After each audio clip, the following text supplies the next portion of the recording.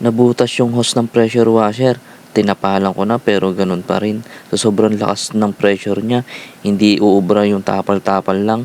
Matagal na rin ang serbisyo niya kaya sulit na rin. Kaya buti na lang dumating na yung order kong bagong hose. At mapapalitan ko na rin yung nasirang lumang hose.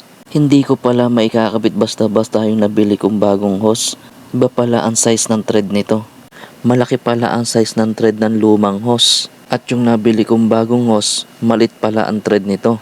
Kaya hindi pala magkakasya. Kaya maghahanap ako ng aayos sa problema ko sa pressure washer ko. At mukhang ito na ang makakasagot sa problema ko. At pinaliwanag ko na kay kuya kung anong problema ng hose ng pressure washer ko. At sana matulungan ako ni kuya. At ang sabi ni kuya, ililipat niya raw yung malaking size ng thread sa bagong hose. Kaya may kinakabit siya para magkasya yung lumang thread sa bagong hose. Naiintindihan nyo ba guys? Parang di ko rin naiintindihan.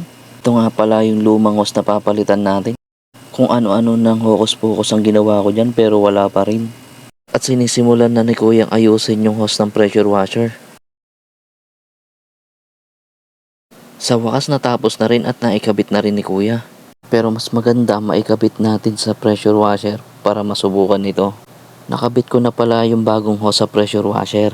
At napakaganda ng pagkakagawa ni kuya. At tamang-tama may maglilinis para masubukan yung bagong hose. Maganda naman ang resulta at maayos itong gumagana.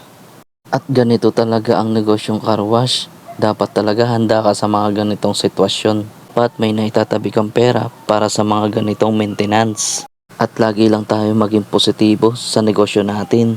At salamat nga pala kung nakarating kayo hanggang dito. Hanggang sa muli, paalam!